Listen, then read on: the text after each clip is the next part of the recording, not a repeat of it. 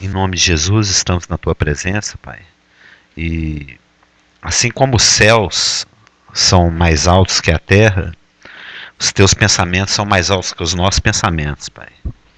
Mas o Senhor os compartilha conosco na Tua palavra. Por isso te bendizemos, Paizinho, porque podemos nos aproximar dessa palavra, podemos buscar ter entendimento vindo da Tua parte. Por isso te pedimos que o Senhor ilumine, que o Senhor dirija, que o Senhor nos ensine, porque sem Ti nada podemos fazer. Amém. Estamos em Gênesis 3. Vamos dar mais uma lida no texto, porque é sempre bom, né? É preceito sobre preceito, regra sobre regra. Não sei se vocês sabem disso. O HD ali, o hard disk do computador, ele grava informações por magnetismo. Você sabe disso, né? É por magnetismo. O cérebro humano, ele grava informações por repetição. Por isso que a mãe fala um monte de vezes. Por isso que o pai repete. Por isso que Deus fala um monte de vezes a mesma coisa. Por isso que eu sou um cara chato e repetitivo. Porque a Bíblia fala que é preceito sobre preceito, regra sobre regra, repete. Quando Deus estava ensinando o judeu a ensinar os filhinhos, ele fala assim, ó, acordou de manhã, fala na orelha dele. Tá levando ele para a escola, tá no caminho, tá lá dentro da Kombi, levando o menino. Fala de Bíblia com ele, conversa com ele, fala na orelha dele. Deu horário de almoço, tá lá do lado do filho, fala mais uma vez da palavra com ele. De tarde, repete. Na hora do café, lembra ele mais uma vez. De noitinha, fala de novo. Vai dormir, ora e fala mais uma vez. Tá lá em Deuteronômio. Tá? É assim que Deus ensinava o judeu a ensinar os filhos. Falando, repetindo. Preceito sobre preceito, regra sobre... Aí fica. Aí a informação fixa na mente e o Espírito Santo usa. Por isso que a gente repete tanto. Gênesis 3. Alguns versículos nós vamos ler até onde nós estamos, para só dar umas ênfases aqui. Mas a serpente, mais sagaz que todos os animais selváticos que o Senhor Deus tinha feito, disse à mulher: é assim que Deus disse: não comereis de toda a árvore do jardim? Respondeu-lhe a mulher: do fruto das árvores do jardim podemos comer, mas do fruto da árvore que está no meio do jardim, disse Deus, dele não comereis, nem tocareis nele, para que não morrais. Mas a serpente dentro da serpente, porque a serpente cobra estava incorporada pelo Satanás, pelo espírito de Lúcifer. Se aproveitando de uma circunstância oportuna, lembra do mas? E porque ela era mais esperta, mais sagaz, mais sábia que todos os animais selváticos. Era tipo assim, girafa, rinoceronte, pombinha, rolinha, jacaré, junta os bichos tudo. Juntou a sabedoria e a esperteza do vocês tudo. Aquele bicho que fica ali de tocaia, né? O gato fica ali no cantinho, esperando o passarinho posar, aí ele fica em silêncio, o bigodinho dele começa a mexer, dá aquele pulo no passarinho, come. Ele tem uma estratégia, ele tem um jeitão, o leão tem... Vocês já devem ter assistido Geographic Channel, essas coisas lá, o leão, aquela coisa. Então, se juntar toda a esperteza, toda a sabedoria, toda a sagacidade desses bichos tudo, e juntar, Satanás fala assim, tem mais ninguém não? Pode vir mais um aí. Junta vocês tudo aí que não dá eu. Né? Mais sagaz que todos os animais. Se juntar esperteza, sagaz, todo mundo não chega nem na unha da esperteza que Satanás tem. E ele se aproximou de Eva com aquela pergunta insinuativa, aquela pergunta que dava margem para interpretações, objetivando mudar a opinião de Eva a respeito de Deus. Lembra que nós estamos vendo isso?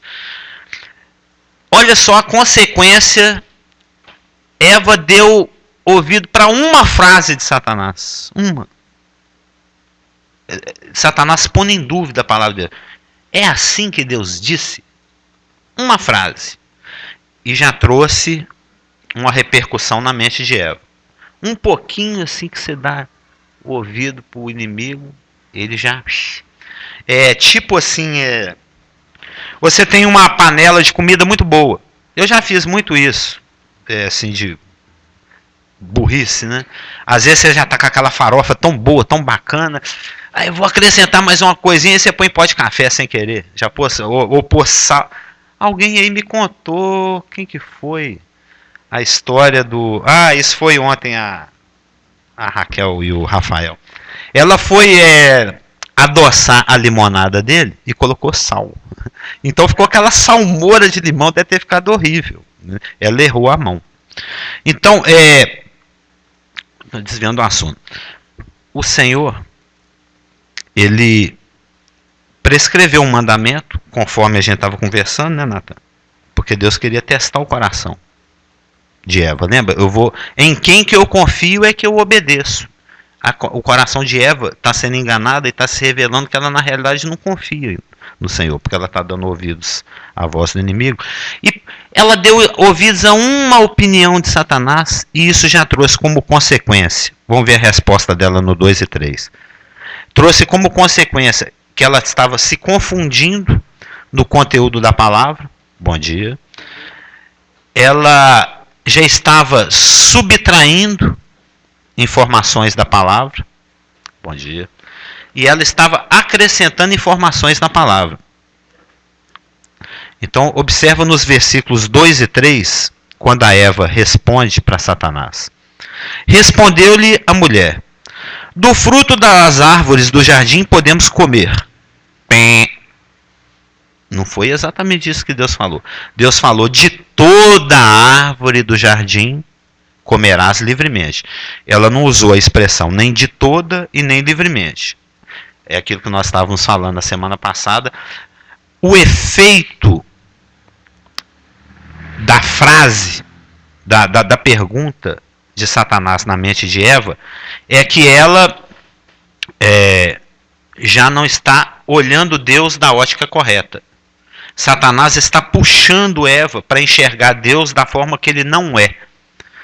Ele quer que Eva perceba que Deus é alguém que só nega bem daqueles que o amam. A palavra fala que nenhum bem só nega aqueles que o amam, né?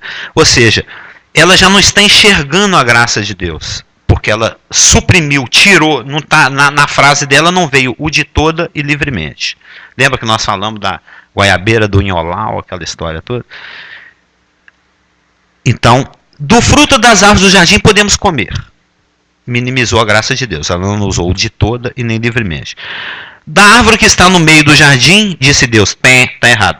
Da árvore do meio do jardim é a árvore da vida. É a árvore que Deus queria que ela se alimentasse, que eles comessem. E ela já está trocando a árvore de lugar e está achando que a árvore que está no meio do jardim é do conhecimento do bem e do mal. Dele não comereis, nem tocareis nele, para que não morrais. Isso nós vimos a semana passada, estou dando só uma passada. Ela suprimiu vida de toda e à vontade. Ela está confundindo as árvores e ela está acrescentando na palavra do Senhor, porque no que ela não está enxergando mais a graça de Deus, Satanás quer que o juízo de Deus seja mais visto do que a graça. Tanto é que ela até acrescenta.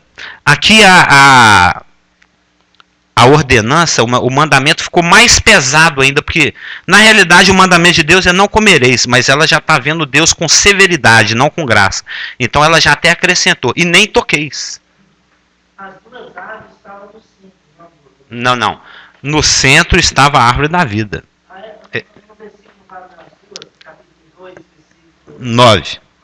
Olha, do solo fez o Senhor Deus brotar toda sorte de árvores agradável à vista e boa para alimento. Então tinha árvore lá para todo lado. O Senhor Deus fez brotar.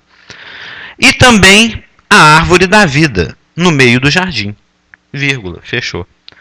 E a árvore do conhecimento do bem e do mal. Ela é citada, mas ela não é situada. A única que está aqui é um aposto, né, que está entre vírgulas aqui, é o e também a árvore da vida no meio do jardim. Se enganado. É aquilo que a gente estava conversando na semana passada também. Deus colocou a árvore da vida no centro do jardim, porque é como que Deus estivesse querendo dizer: é dessa que eu quero que você coma. Ele só faltou pegar a fruta e colocar na mãozinha deles, né? E empurrar assim, ó, morde aí. Entendeu? Só faltou isso, mas Deus estava querendo dizer: tem várias árvores aqui para serem comidas. Mas, principalmente, ele estava dando a entender, ao colocar a árvore da vida no meio do jardim, é que é dessa que eu quero que vocês se alimentem. Porque, conforme nós falamos, a árvore da vida, ela é símbolo de Jesus Cristo.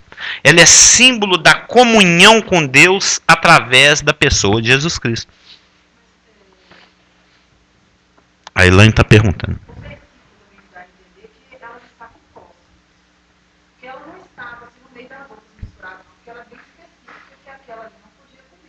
Sim. Eu acho que deve misturar no meio das outras para poder se. Eu acho que estava no meio também, mas não no meio do central.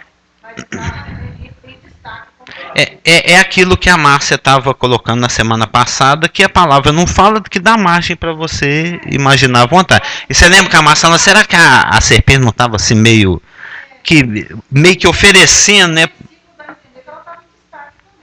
Sim. Bem, pode ser visto assim. Mas o que eu entendo aqui de qualquer maneira, a árvore que foi citada no texto como no centro do jardim é a da vida. E é dessa que a Eva está achando que não pode comer e nem tocar. Exatamente. Só fala que estava no jardim, né? Ela estava lá dentro do jardim. Mas esses atos falhos da Eva, de não citar que pode comer de toda e livremente, de estar confundindo as árvores, qual árvore está no meio do jardim, qual que pode comer, qual que não pode. O fato dela avultar, aumentar o peso do mandamento, acrescentando nem toqueis, nem tocareis nele. E o fato dela não ter levado... Não diz. Ela está sendo conduzida, ela está sendo conduzida por Satanás nos seus pensamentos. E quando você dá ouvidos a Satanás, é óbvio que ele biblicamente vai te convencer a se afastar do Senhor. Ele vai usar o nosso antigo pastor, né? O pastor da comunidade anterior, uma vez numa conversa particular com ele me falou o seguinte: ô Carlos, a palavra de Deus, quando você conhece a palavra de Deus, ela gera, ela propicia, ela permite, né, uma obediência muito forte. Porque quanto mais eu conheço da palavra do Senhor, mais eu me afeiçoo, né, mais eu sou o maior fã de Jesus Cristo, eu acho ele uma pessoa super bacana, eu gosto de conviver com ele, eu acho ele legal. Isso é engraçado, que é uma frase que eu falei antes de nascer de novo.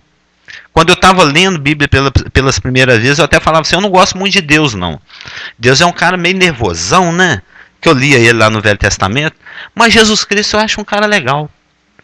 Ainda bem, né? Porque é através dele que a gente se aproxima de Deus e aí me aproximei e me aconcheguei nos braços. Mas não é a questão. A questão aqui é... Eu estava citando esse pastor. A palavra de Deus, ela gera uma obediência muito forte. Mas a palavra de Deus gera uma desobediência muito forte também.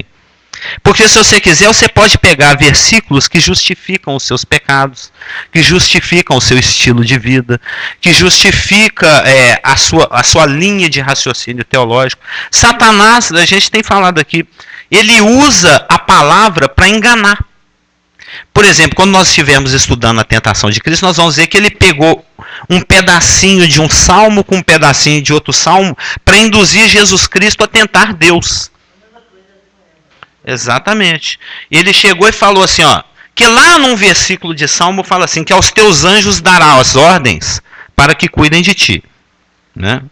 Isso é só dando uma antecipada que nós vamos estudar também, igual nós estamos fazendo aqui com Gênesis 3. Nós vamos fazer também com Jó. Nós vamos fazer também com Mateus 4. Nós vamos estudar aquelas poucas passagens onde nós vemos Satanás em ação. Né? Ele em pessoa.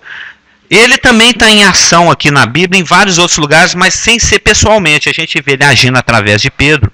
Mestre, de maneira nenhuma tem dó de ti mesmo. A Elaine citou muito bem quarta-feira, né?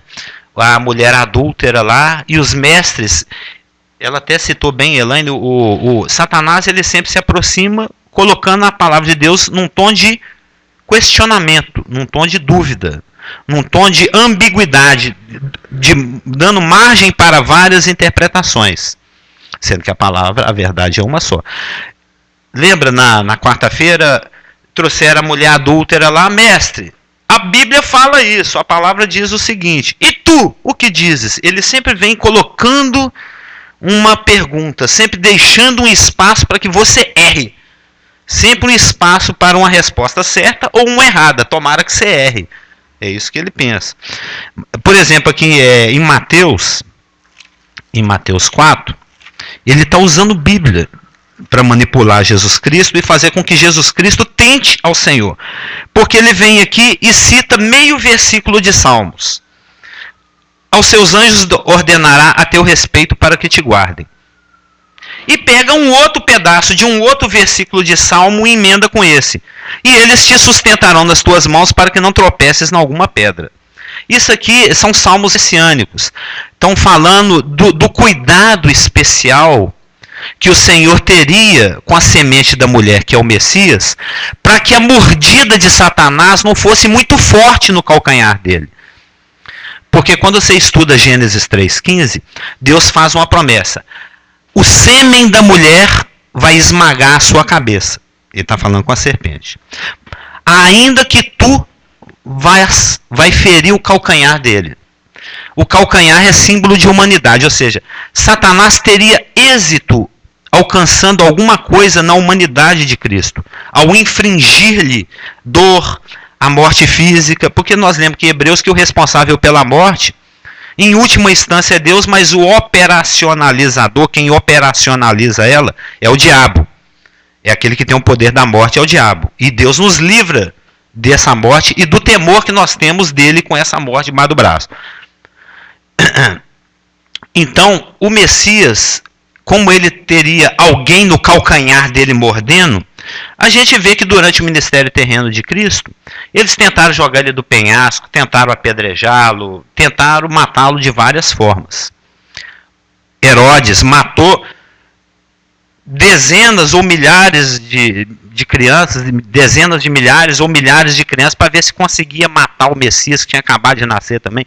Então, desde o nascimento até o último momento de Cristo, Satanás tentou destruí-lo, matá-lo humanamente o tempo todo. Mas existia uma proteção especial da parte de Deus com relação a esse ministério messiânico de Cristo. É igual tem os anjos da guarda que nos livram, nós vimos de passando, que nos livram de intempéries físicas, nos livram da morte, de acidentes e coisa e tal. Cristo também tinha esse ministério angélico a favor dele. Por isso, dessas passagens aqui em Salmos. Se porventura algo humano tente impedir a sua carreira messiânica, te matando antes da hora, existem ordens dadas aos anjos para que eles te protejam e te livrem. Tanto é que teve momentos em que eles levaram Jesus Cristo para jogá-lo do penhasco para que ele não chegasse à cruz. E, muito provavelmente, por ministério angélico, os olhos deles foram tampados e Jesus saiu, passou batido assim, saiu de fininho e o pessoal, cadê o cara que a gente ia derrubar aqui do penhasco? Porque os anjos confundiram. Então existia um ministério angélico de proteção física da parte do Messias. Mas isso não quer dizer que aí Satanás pega meio caquinho de versículo aqui e fala assim, tem anjo tomando conta de ti. Viu, Messias? E tem uma outra passagem aqui também que fala que se o seu pé tropeçar, eles te amparam. Então faz o seguinte, pula daí. Pula que o anjo te segura. Aí o Senhor responde, não tentarás o Senhor teu Deus. O que Satanás estava falando não era totalmente mentira. Mas não era a verdade. Ele estava pegando 2 cacos de verdade para construir uma mentira. Existe um ministério angélico de proteção da sua pessoa física, humana, e existe a provisão de Deus para o caso do seu pé tropeçar, o anjo te ampara. Então, já que é assim, pula que ele te segura, né? Pula aí do 20º andar, vamos fazer um espetáculo logo para que só um tropeçãozinho. Mas não é assim que a coisa funciona. Tudo bem, existe esse ministério, mas também não é para você ficar testando. Não, agora eu vou pular no ácido, agora eu vou entrar na fornalha de fogo, eu vou sentir o que Mesaque, Cedraque e Abednego sentiram. Não é assim. Da mesma forma, voltando ao nosso assunto, a Eva, ela, além de não estar enxergando a graça do Senhor como deveria, porque ela está omitindo as cláusulas, né, de toda a árvore livremente, ela está acrescentando a palavra e fazendo a coisa ficar mais severa ainda. Não tocareis. E ela não enxerga o juízo de Deus como certo e nem inevitável. Porque Deus falou, porque no dia 19 de junho, comeu hoje, morre hoje. No dia em que a instantaneidade do juízo, né? No dia em que dele comeres, certamente morrereis. Existe uma certeza de juízo. Como é que a Eva fala? Para que não morrais. Traduzindo nosso exemplo essa semana passada, a serpente chega e pergunta, qual é que é a da palavra de Deus mesmo? O que é que Deus está querendo dizer? A Eva, muito mal informada, fala, ô serpente, eu ouvi mesmo aí um papo, de que tem uma dessas árvores aí. Eu estou igual o Elaine, eu não estou sabendo qual árvore que é qual não. Acho que essa que está no meio é uma dessas aí. Não pode comer, porque se comer tem um negócio assim de morrer. Parece que se comer morre, né? Ah não, acho que se encostar morre. Se brincar de pique na árvore morre. Encostou na árvore, lá está morrendo. E não é isso. Deus falou, no dia em que dele comeres, certamente morrerás. E ela fala, para que não morrais. Ou seja, ela já não enxerga a certeza do juízo, a inevitabilidade do juízo. O juízo não é tão inevitável assim, não. Deus é bonzinho, ele vai ficar com dó, e ainda que eu tenha comido isso vai ficar assim mesmo. No final é tudo em pizza. Pizza de fruto, né?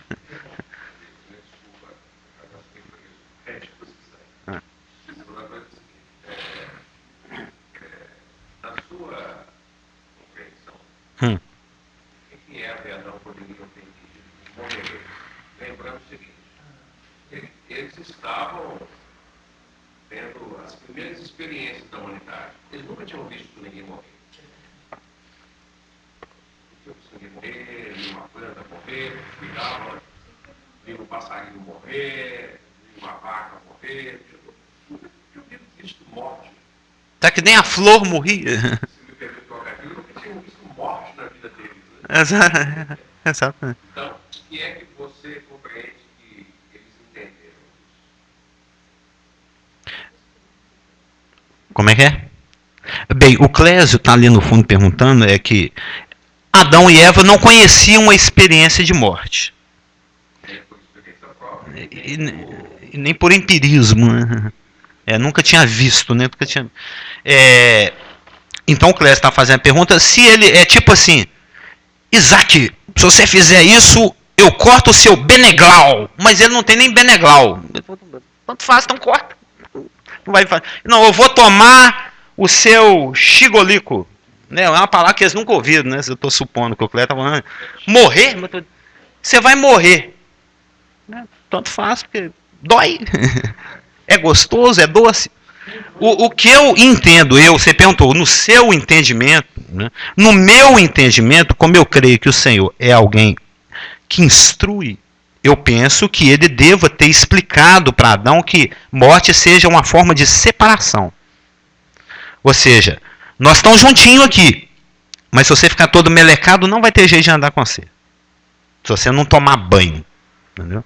É como eu falar com o Geraldo. O Geraldo é alguém que não gosta de tomar banho. Né? Aí depois de 3 anos sem tomar banho, aí ele fala, não dá mais. No dia em que no banho não tomar, de certamente, não estou nem conseguindo fazer o pai. Mas é isso que eu creio.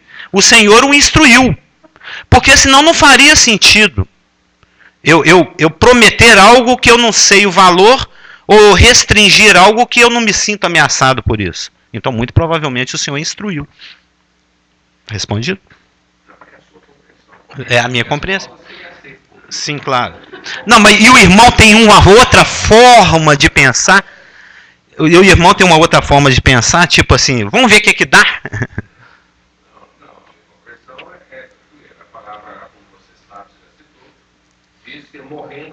Não, nós vamos citar daqui a pouquinho. Não, mas pode, é muito conhecido, né?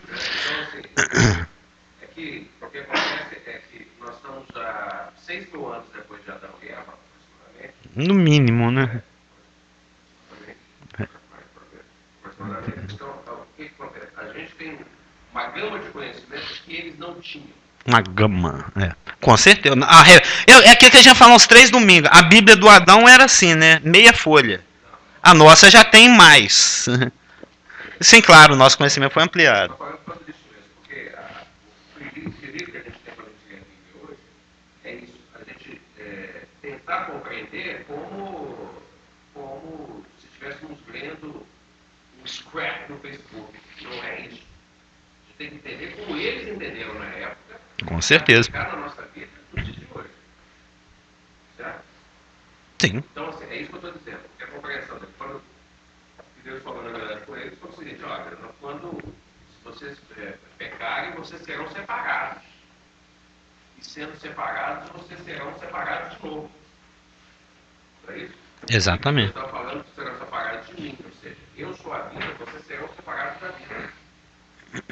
Ao invés de ter comunhão através da árvore da vida, banidos da face do seu poder. Nós tínhamos o hábito de nos encontrar todo dia no finalzinho da tarde para tomar aquele chá britânico do Éden, né? Nós não nos encontraremos mais. Exatamente. Esse é o conteúdo da revelação dele. A comunhão, aquela amizade que nós temos. No finzinho da tarde, quando o dia está virando, né? O dia judaico, né? É oriental. É oriental, é. Só o ocidente que pensa diferente, que acha que é melhor tudo. Infelizmente. Mas assim, eu quero dizer o seguinte, o que ele está falando é isso, assim, essa comunhão que nós temos, esse encontro. No comecinho do dia, né? Isso que a gente tem, essa intimidade que a gente tem, a gente não vai ter mais. Exatamente. A gente não vai ter mais. Né? E o que faz a gente pensar a compreensão dele para a nossa vida hoje é a mesma coisa. Né? Quando eu peco, né? Qualquer que seja esse pecado, né? É como se Deus estivesse dizendo para mim, Clésio, desculpa, mas a gente não pode mais ter aquela intimidade que a gente tinha antes. É como eu falo com você, enquanto você não tirar essa roupa de mulher, eu não converso com você.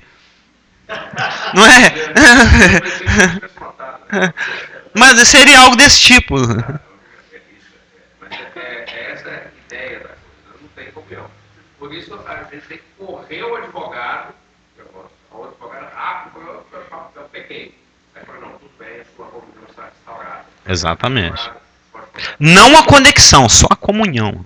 Que a conexão não é cortada nunca. Você pode perder o sinal de vez em quando, né? Mas só explicando pro Natan, pros garotos aqui, é porque o Clésio já está dando uma adiantadinha ali. Eu acho que isso é É importantíssimo. É porque o Natan, ele deve estar assim. Puxa, mas acho que o Satanás é que tinha razão mesmo. Eu acho que ele está pensando desse jeito. Porque Deus falou, no dia em que dela, da árvore, comeres, certamente morrerás. No dia. A Eva comeu, o Adão comeu, e eles continuaram. O Adão viveu mais 930 anos. Fala aqui em Gênesis 5:5. Os dias todos da vida de Adão foram 930 anos. Hein, Natan? Deus mentiu, será? Porque falou no dia. É no dia que você... Ele comeu no dia 19 de junho de 2011 e foi morrer lá no dia 19 de junho de 2941. Tá longe, não tá? Ele vai morrer só em 2941 e comeu... Por quê? Aí é que a gente vai no hebraico, que o Clésio está citando. Lá em Gênesis 2,17, fala o seguinte, Deus dando advertência para Adão. Mas da árvore do conhecimento do bem e do mal não comerás. Porque no dia, né, a instantaneidade, no dia em que dela da árvore comeres, certamente morrerás. No hebraico é morrendo morrerás. Por quê? Os tradutores, quando eles se reuniram, você sabe, são pessoas super idôneas, que conhecem muito de línguas antigas, de hebraico. Eu não sei se de médico é junta, né? Não sei se de sábios tradutores é junta. Aquele bando de tradutor se reúne, né? Pessoas anciãs, idosas, tal, e eles estão lá traduzindo hebraico, aquela coisa difícil, que nem sinal, nem vogal direito tem uns, eram os maçoréticos, né? É um monte de sinalzinho que coloca lá debaixo das letrinhas para ver se dá para entender qual que é o tom da sílaba, se é fechado, se é aberto, se é ditongo, se é tritongo. Mas aí eles pegaram, eles leram lá no original assim. Deus falou para Moisés, Moisés escreveu e o tradutor está traduzindo. Porque no dia que dela comeres, morrendo morrerás. Esse treco não está muito. O pessoal vai ler isso aqui, não vai entender. Eu acho, aí o tradutor, né, eu acho muito provavelmente que o que está querendo se fazer aqui é uma ênfase poética, para dar certeza da morte. Aí traduziram certamente morrerás. Mas o que Deus queria dizer é que morrendo você morreria mesmo. Porque a morte ela é dividida em duas etapas. Existe a primeira morte e a segunda morte. A segunda morte é a consumação da primeira morte. Sendo que a primeira morte é dividida em duas fases. A morte física e vamos pôr na ordem, né? A morte espiritual e a morte física. Então, na realidade, a morte é composta por a morte física, vamos pôr na ordem, a morte espiritual, a morte física e a segunda morte. A morte é dividida em dois capítulos. Primeira morte, segunda morte. A segunda morte é o lago de fogo, que é a consumação decretada da morte. Porque aí vai ao trono branco, vai ler por quê. Não, você vai para lá primeiro, porque você não veio a mim até o filho. Pela pessoa do filho você não se aproximou de mim. Beleza. Você não quis advogado? Responda você pelos seus atos. Você roubou uma bala na loja americana, xingou sua mãe, aí vai lá. Vai galardoar cada ato de bondade e maldade que aquele ser cometeu, a parte de Cristo, fora da pessoa de Cristo, ou seja, responde por si mesmo. Ele pega o galardão de morte e fogo dele e vai cumprir a separação dele eterna. Totalmente separado. Não é porque ele gosta, porque Deus quer, porque... Não, porque Deus criou uma provisão para que você se aproximasse dele através do Filho e você, por algum motivo, não quis. Nós fomos ontem lá na praça falar, gente, se você não receber Jesus, vocês não vão ter comunhão com Deus. Ah, eu vou encontrar com a minha namorada, tô com fome. Um ou outro levantou a mão, a maioria não. É morte eterna. Não tem purgatório, não.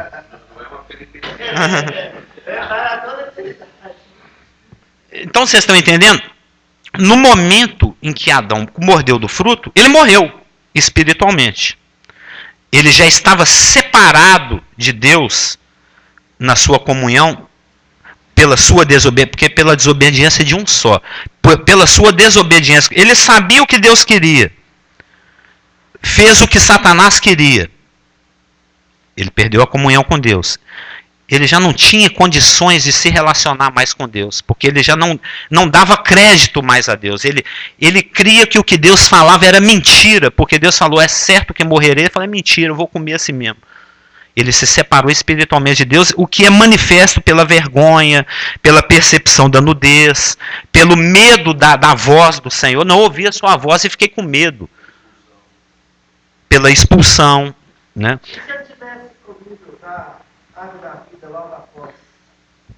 É aquela... Exatamente. É aquilo que a gente já sabe. Eles estariam no estado de eterna separação. Sem solução. A Elaine já levantou o dedo há alguns minutinhos.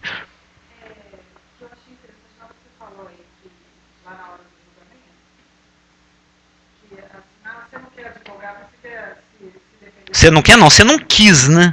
Não, você não escolheu. Eu lembrei do julgamento, né? Se a pessoa não quer advogar, você mesmo vai se defender, então tá bom. Não tem nem noção. E por que Deus picou a morte em pedacinhos, separou e colocou a morte em fases? Porque se Deus não tivesse feito isso, a Eva teria mordido o fruto, teria levado para o seu marido. No momento que o marido mordesse a fruta também, ambos cairiam fulminados no chão, né? Duro e fedendo, como se diz, lá no chão. Mas Deus separou a primeira parte da morte em duas etapas, a morte espiritual e a morte física, para que nesse interim, né, nesse meio, durante esse período, que você já nasce morto nos seus delitos e pecados, deixa os mortos enterrar os seus mortos, você já nasce numa condição de separação, porque pela desobediência de um só, todos pecaram. Então, como consequência desse ato de Adão aqui em Gênesis 3:6, toda a humanidade está separada de Deus. Então você já nasce morto espiritualmente. Efésios 2, 1 e 2. Você já nasce morto nos seus delitos e pecados, separado naturalmente, espiritualmente de Deus, caminhando em direção a uma morte física, que pode ser 3 minutos depois que você saiu do útero da sua mãe. Pode ser 81 anos. Meu pai está lá, ele tem 81 anos, depois que ele saiu de dentro da mãe dele. Ele está lá ainda, está arrastando nesse planeta aí. Eu já tenho 50. O Clécio tem lá seus 20 e poucos. Né? Estamos nós aqui, cada um vivendo a sua peregrinação terrena. E nesse interim, entre o momento em que qualquer ser humano nasce, e nasce morto, é o natimorto, né? Ele nasce morto nos seus delitos e pecados, até o momento da consumação da morte física, esse é o dia, é o ano, né? Quando é aceitável é ano, né? É dia da retribuição e ano aceitar, não só fazendo a paráfrase lá com a passagem messiânica. Então, o seu período de existência terrena é o período que você tem de oportunidade para reverter essa situação através da pessoa de Jesus Cristo. A coisa não é complexa, não é tudo muito simples. É Satanás que complica as coisas. Ou nós, né? Ele levantou o dedo 3 segundos antes, Helene. Aceitar a reversão, não reverter. É aceitar a reversão. É. A reversão já foi feita, né? Se me permite usar uma ilustração que eu li anos atrás, a situação é como o Clécio. Cita a gente, mas não está outro. Isso é coisa do Valdemar. Não, estou enterrado no hospital, no cemitério da Paz. Eu estou enterrado no cemitério da Paz. Não adianta uma pessoa chegar com a Bíblia e pregar, falar e orar em cima de mim, eu estou morto. Se Deus não fizer um milagre para que eu ressuscite, nada disso é feito. É para enfatizar o seguinte, a visão que tem da outra igreja monoteísta, por exemplo, de que você precisa de fazer alguma coisa para contribuir para a salvação. Não é isso? E o conceito cristão evangélico é que você não precisa fazer. Jesus fez, cara. Se você precisa fazer alguma coisa, a morte de Jesus foi em vão. Ele precisa ter morrido para poder fazer a parte dele e eu faço a minha parte. Né? Aquele versículo famoso que todo mundo sabe que não existe. Né? Apocalipse 23, 23. Então, lembrar isso, né? Esse período que você falou da oportunidade é o período de eu aceitar a provisão de Deus. Não, mas eu quero tirar a vida. Eu quero ser bom. Eu quero ser separado. Eu quero ser vivo e que seja feliz. É impossível ser feliz sem Deus. Você quer? Não, vou comer namorada, estou com fome. Aí eu história. Nesse lapso de tempo que é recuperado ali na Praça 7 e vocês estão entendendo, garotos? Só, Elaine, eu vou te dar. O que Deus está falando, se você comer desse fruto, morrendo você vai morrer. Ou seja, você vai ter uma morte espiritual, vai se degradar a cada dia, vai morrer cada vez mais, até finalmente ser separado eternamente, a segunda morte. Né? Então, o morrendo seria a morte espiritual, arrastando através da morte física em direção à morte física. Morrerás, separação total, segunda morte.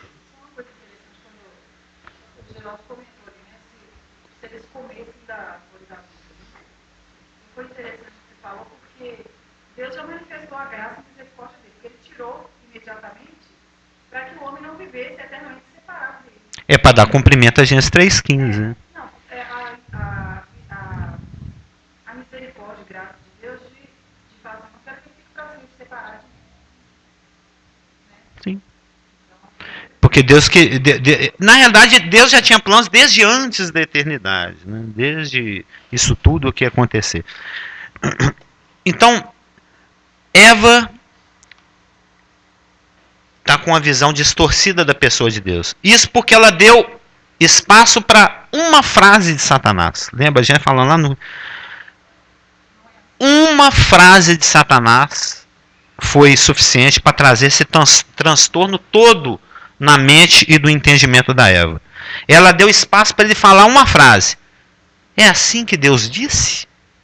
É assim que Deus disse? Isso já fez com que a ótica dela a respeito da pessoa de Deus mudasse. Porque Satanás ele sempre está querendo que você veja Deus da ótica dele, da sua ótica, não da ótica em que ele se apresenta, que ele se revela, que é através da pessoa de Jesus Cristo, que é através da árvore da vida. Ele quer que você veja Deus da ótica de que Eva está vendo. Não enxerga mais a graça de Deus e está com o olhar focado na severidade de Deus. Observa que não foi a serpente que tocou no assunto de árvore de conhecimento do bem e do mal. O inimigo que, conduzindo o raciocínio e a conversa, fez com que... É aquele negócio, né? Jogar o verde para colher o maduro. Satanás, a serpente, ele jogou a bola para Eva de uma tal maneira que, inevitavelmente, consequentemente, é nesse assunto que ela ia acabar tocando. Que é o assunto que Satanás queria trazer à baila, né? Queria trazer para a conversa. A árvore do conhecimento do bem e do mal. Ele quer enfatizar algum ponto dentro desse assunto, que nós vamos ver. E já que a Eva está com a visão distorcida da pessoa de Deus, ela nem tanto está mais percebendo a graça de Deus. Ela já está com a ótica focada na severidade de Deus. Que ela mesma está acrescentando com as suas palavras, né? Nem tocareis. E já que ela não percebe mais idoneidade na pessoa de Deus, a ponto de dar cumprimento naquilo que ele prometeu, de separar caso comesse, ou seja, já que ela foi trazida para essa ótica distorcida nos seus raciocínios, isso é o gancho para Satanás fazer a sua segunda investida. O bote, exatamente. Você gosta da Anderson? Nós também, nós gostamos. Pode. Satanás é o diretor de criação da produtora do... Enfim, ele é um artista publicitário máximo. Né? Com certeza. Então, o que ele fez lá é o que nós publicitários fazemos hoje, que é instilar na pessoa, na outra pessoa, o desejo daquilo que ela não precisa. É instilar nela, né, a vontade de ter aquilo que ela não precisa e de ter a satisfação de um sentimento, de uma necessidade que ela não tem. E esse know-how foi criado toda a partir de conhecimentos satânicos. Então, se Satanás, assim como nós publicitários, temos são satânicos. Exatamente. Quando você entra no supermercado, as cores, as disposições, as glândulas, tudo favorece a compra. Você sabe, nem tem relógio. Claro, tudo é manipulado. Eles estavam instilando o desejo de uma coisa que eles não precisavam, que eles não queriam. Exatamente. Você já tem o 2, para que eu vou comprar o 8?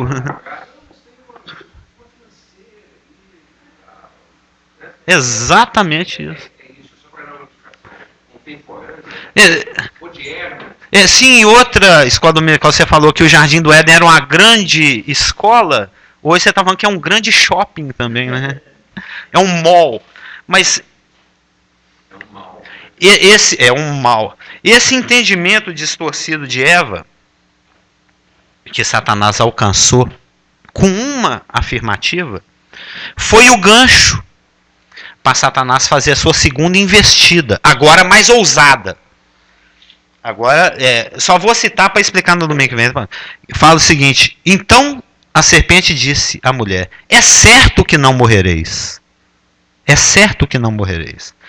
Ou seja, se antes ele estava insinuando, ele estava conduzindo, agora ele vai fazer uma afirmação frontal. Uma afirmação bombástica, né? Agora ele vai ser atrevido. Por quê? É como se diz, né? Já está na pata mesmo. Eu já cantei, eu já conquistei, eu já seduzi, eu já trouxe para onde eu queria que ela fosse. Agora eu posso rasgar o verbo, que ela não vai assustar. Ela já está enxergando Deus de um ponto de vista equivocado. Se eu falar uma mentira muito rasgada agora, ela não vai nem questionar. Porque ela já está raciocinando comigo. Ela já está enxergando. Deus não é tão bom assim, na realidade ele é até um pouco ruinzinho. O fato dele ter mentido, então, não é tão grave. É até possível. Então ele fala rasgadamente: é certo que não morrereis. Ele afirma diretamente algo totalmente contra o caráter da pessoa de Deus. Deus não é gracioso. Deus, ele é egoísta. Ele está reservando algo para si mesmo. E para que você não tenha acesso a essa coisa que deve ser a melhor de todas, ele colocou essa proibição assustadora.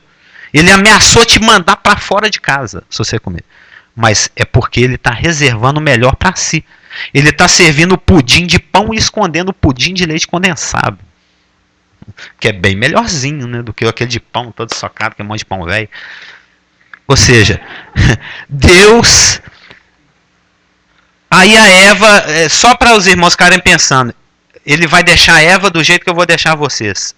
Fica pensando nisso, Eva. Qual que é o custo-benefício? Vale a pena? Vale a pena? Será que as consequências de comer esse fruto são tão razoáveis assim? Eu acho que vale a pena. Satanás fala. Eu acho que vale a pena. Porque ele vai falar daqui a pouco, o seu olho vai abrir. Você vai ser igual a Deus. Você quer coisa melhor do que isso? Semana que vem prosseguiremos. Amém? O Clésio pode orar? Fazendo um favor? Deus, obrigado.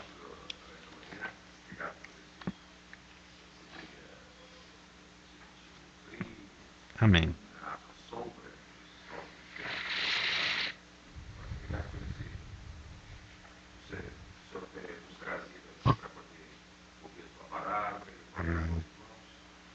Pedimos ao Senhor que o Senhor continue nos dando a luz da tua palavra de hoje e nos faça ter um dia feliz diante de Deus, diante da nossa família, diante dos nossos filhos.